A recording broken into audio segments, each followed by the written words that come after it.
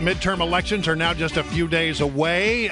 Republicans feeling ever increasingly confident about the outcome as far as the Senate's concerned. And Democrats seem to be rubbing their paws in great concern. Lanny Davis is a Democrat, so we thought we'd ask him, how do you feel, Lanny? Because we're looking at these polls, and most people look at the polls and say it's going to be a pretty good night for Republicans, not such a good night for Democrats. Do you believe the polls, Lanny Davis? I always never answer your first question by commenting on something else. So could I tell you what I'm going to wear for Halloween? Because I have a 9-year-old to go out trick-or-treating, and I have a special costume I wear every year. Okay. Your listeners will be interested. I go out in the scariest possible costume that frightens the heck out of everyone. Mm-hmm. I dress in a suit and a tie, and I have a sign around my neck. I am a Washington lawyer. Now, that is scary. That is terrifying. It is really scary. Yeah. Really scary. All right, so back to the elections. Back to the elections. I'd rather talk about being a Washington lawyer.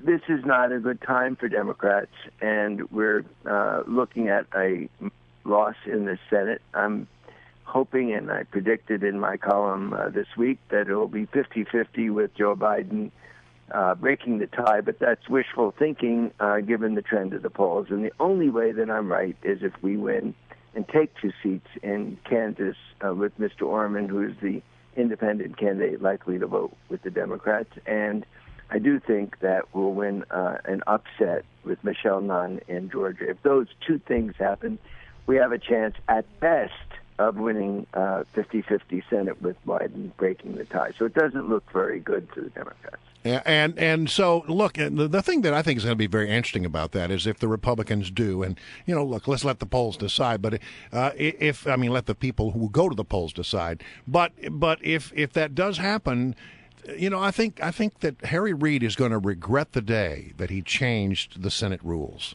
I know. I thought of that, and I think I actually, on this program, warned that the Gore, whoever gets Ox's gourd gets switched around very quickly, and we went to a majority rule on nominations for judges, thinking that you could stick to that and it wouldn't come back to haunt us if we lost the Senate.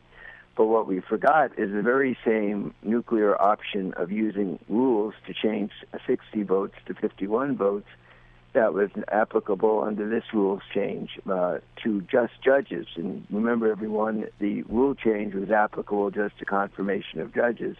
There's nothing to prevent a majority of Republicans from doing exactly the same thing to repeal Obamacare by passing a rule that a majority vote will allow that to happen. So we now may see the absence of, which I've always favored, by the way, of the 60-vote veto in the Senate and going to majority rule, which I actually have favored for a long time, but now we're going to have to experience it if McConnell decides to go for the nuclear option on all bills. Of course, sooner or later, the Republicans will be in the minority, and they'll regret that, but that's the way it works. Lanny Davis, listen, we really do enjoy having you on Mornings on the Mall. There are a lot of things that we disagree on, but there's some things that we do agree on, and I think that you're a very, very passionate defender of the state of Israel. I based on conversations and things that you've written. So I would love for you to comment on this atrocious, anonymous remark from a White House official. That's how they're described in this Atlantic article, referring to the Prime Minister of Israel as an expletive, chicken blank, chicken S word. This is the 6th year of the Obama administration.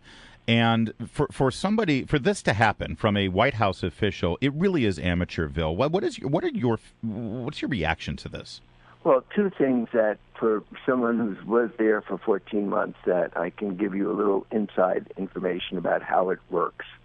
When there was a leak at this level, this is a senior official, so-called. And a reporter does not use that expression, especially Jeffrey Goldberg, who really knows what's going on inside the White House. He's a great reporter and an insider. Doesn't use that unless it is a senior official. If this situation were occurring, and it did when I was there, there were leaks like this. It would take Mike McCurry, then the press secretary, and I, and someone named Rahm Emanuel. You may have heard of him. Heard of him, yeah. He was with us at the time in the political department next to the president. it would take us maybe 5 minutes to figure out who it was, and maybe 30 minutes to confront the person, and then it would be done, and we would wrap them or do whatever it takes to say, don't do it again. There is no doubt they know who it is. I mean, no doubt. So that's number one. You can figure it out. Well, the reason is Jeffrey Goldberg talks to a few people. They know who Jeffrey Goldberg talks to because everybody in the White House, myself included, had special friends you would leak to in the press. That's the way it works. So there's no doubt they know who it is. Two, even if you're not pro-Israel, whoever used that expression, chicken blankety blank, is in fact chicken blankety blank. That person using that expression who hides behind anonymity rather than standing up and saying, this is who I am and this is what I think, is chicken blankety blank. Yeah. And thirdly, Israel and Netanyahu have done things that have aggravated the United States over the years, especially settlements. And I think sometimes the decisions on settlements have been counterproductive. However, Israel is our best friend. Israel is our key to national security of the United States. It's our only stable ally in the Middle East with military power that can help us when we're in a crisis. And for anyone in the White House to use that expression about an elected, democratically elected head of the government is, in fact, chicken blank. All right, Lanny. Hey, really quickly, do you have a hunch who this is? It sounds like you do. Yes. Do you want to say? I cannot say because I'd be speculating, but I'd narrow it down to two or three people, and there is, let me repeat this, there is no doubt that they know who it is, and that person should be fired by the president, period. All right. All right. And it's not necessarily because I'm pro-Israel, which I am. It's because any idiot who uses language like that about the elected, repeat, democratically elected head of government is an idiot and should be fired. All right, we're going to leave it there. Lanny Davis, thanks for joining us. All right, take care, guys.